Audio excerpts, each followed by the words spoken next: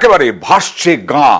দেখুন হুগলির খানাকুলের পরিস্থিতি, একেবারে বাড়িতে ঢুকে গেছে জল, খাটের নিচে জল, নোংরা জল, এখনো পর্যন্ত বন্যার জলে প্লাবিত গোটা এলাকা। দেখুন খানাকুলে প্লাবন পরিস্থিতি, জলবন্দী খানাকুলে, বিপন্ন জলের তলায় বাড়ি, জমি, রাস্তা। ত্রাণ শিবিরে হাজার হাজার মানুষ, ডিভিসি ছাড়া জলে একেবারে বানভাসী খানাকুল। নৌকো ছাড়া কোনো উপায় নেই, জমি ফমি সব জলে গেছে। আমাদের প্রতিনিধি রুমেলার প্রতিবেদন দেখুন।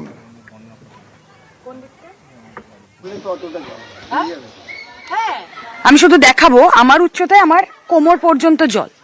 আরো যদি এগোচ্ছি, আমি যখন এগিয়ে এগিয়ে আসছি আমি প্রত্যেকটা মুহূর্তে ফিল করতে পারছি যে জল কতটা বাড়ছে। কিছু জায়গায় একটু কম, কিছু জায়গায় বেশি। কিন্তু বিষয়টা যদি এটা রাতের ক্ষেত্রে হয়, তাহলে জল পেরিয়ে সাধারণ মানুষ কি করে যাবেন?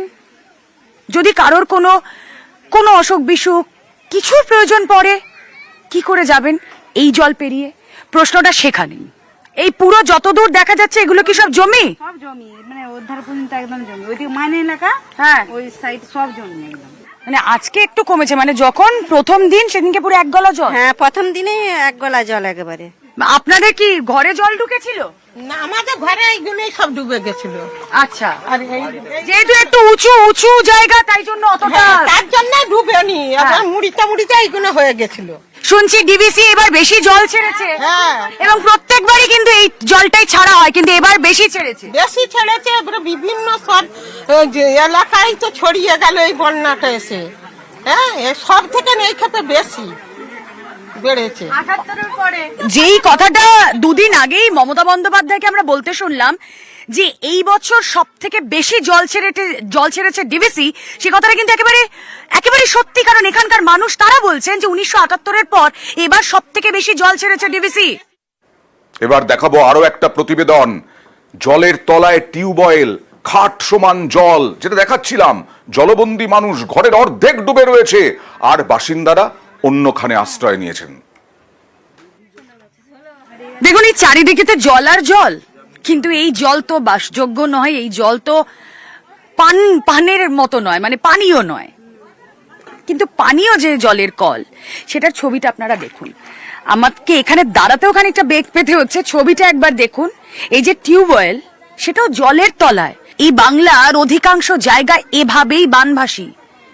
কেন প্রত্যেকবার বলা সত্ত্বেও ডিভিসি না জানি এভাবে জল ছাড়ে? প্রশ্ন উঠছে। দেখুন ঘাটাল মাস্টার প্ল্যানের কথা আমরা সকলেই বলি, এই ছবি যখন দেখি। মমতা বন্দ্যোপাধ্যায় নিজে আশ্বস্ত করেছেন আগামী 2 বছরের মধ্যে ঘাটাল মাস্টার প্ল্যান তা বাস্তবায়িত হবে। আশ্বাস মিলেছে, আমরা তাকিয়েও রয়েছি সেদিকে। কিন্তু তারপর যদি প্রত্যেক বছর দামোদর ভ্যালি কর্পোরেশনের তরফ থেকে এরকম ভাবে জল ছাড়া হয় যেখানে প্লাবিত হয়ে যাবে বাংলার একাধিক জায়গা, তাহলে কি সত্যি কোনো স্বপ্ন পূরণ, তার বাস্তবায়ন আদৌ সম্ভব?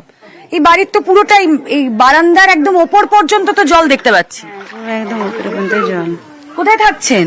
ওই যে আমরা চাস্ত ভাঙাদের বাড়িতে থাকছি। এখানে কি মানে এই অবস্থা আমরা দেখতে পাচ্ছি। সিলিন্ডার পর্যন্ত ভাসছে, খাট পর্যন্ত ডুবে গেছে, রান্নাঘরের সিলিন্ডার তাও ভাসছে। কোথায় রাস্তা রয়েছে, কোথায় জল রয়েছে, খানাখন্দ কোথায় রয়েছে, কিচ্ছু বোঝার উপায় নেই। বাড়ির এই গেট তালা এখানে লাগানো। আপনারা যে ছবি দেখছেন, খাট সমান জল, একেবারে তোষক ছুঁই ছুঁই জল।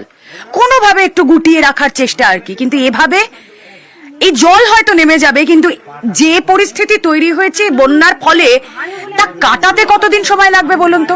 ছবি দেখছেন আপনারা, একটা ড্রেসিং টেবিল শোকেস রয়েছে, শুধুমাত্র নামমাত্রই রয়েছে, পুরোটাই আসলে জলে ডুবে রয়েছে।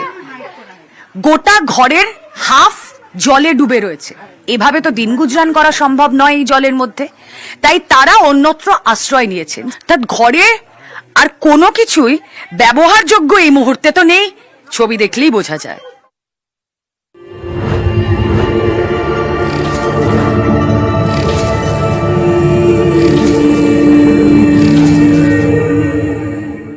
এটা হচ্ছে